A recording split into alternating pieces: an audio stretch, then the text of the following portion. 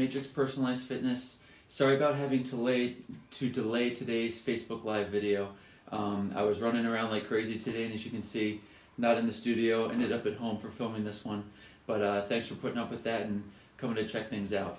So, what I wanted to talk about today was my most recent blog. I posted it for you on Facebook yesterday, and was talking all about our brain's toolboxes, and most specifically in this one, your vision system.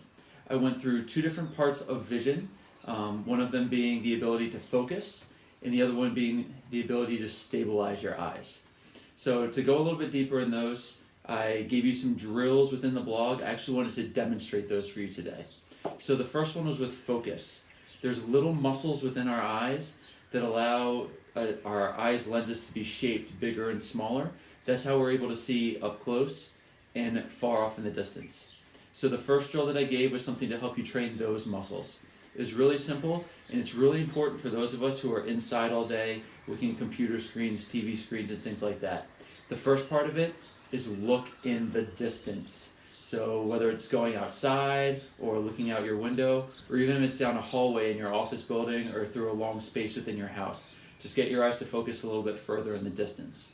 So for right now, being in my house, I'm looking out the window in front of me, and I can see the street number on the house across from me. So if I bring that street number into focus, I'm then going to use my thumb, because it's attached to me and it's easy, and bring it pretty close to my face, where I can still see some of the lines on my knuckle very clearly.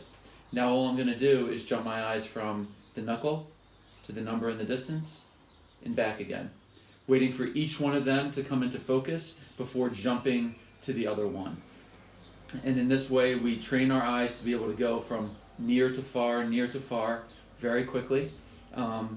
And the whole idea behind it is, can you build up the speed at which this happens? If you can, that means your eyes and your muscles are adapting and working quicker, and it's going to make things like driving,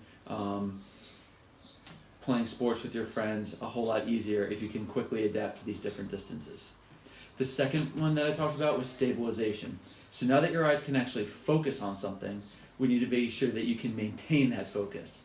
So you have 6 muscles that control each one of your eyes, and those muscles actually have to work pretty hard to keep your eyes fixed within your head. If your eyes are moving around a little bit, things are going to start to get blurry and shaky. So a simple drill to train these is just to look at an object at different angles. Again, we can choose our thumb, because at this point we're not worried about the distance we're focusing, just can we hold the muscular contraction to keep the eyes in one place. So again, if I was going to use my thumb, I would start with straight out in front of my eyes. Maybe do that 3, 5, 10, up to 30 seconds long. And then going from that one point, I would start going to above, below, side, side, and then the 4 diagonals as well. And again, holding each one of those anywhere from 3 to 30 seconds. You want to start building up the time as you progress, just like you would with any training program. That being said, what you're looking for is if your eyes start to itch, burn, they get watery, they just feel like they're getting tired, or you start losing the clarity of your vision, that's when it's time to stop in that position, give your eyes a break, and come back to it later. The last thing I wanted to talk about today was another part that wasn't actually in the blog, but it's actually super important to surviving in the world and with vision in general, and that's peripheral vision. When we're focusing on an object, we can see very clearly, but the things around it tend to be a little bit blurred. Our eyes are very capable of picking up motion. That's why when somebody moves to your side, you tend to jump towards it. It's a nice survival mechanism, so nothing can sneak up on you.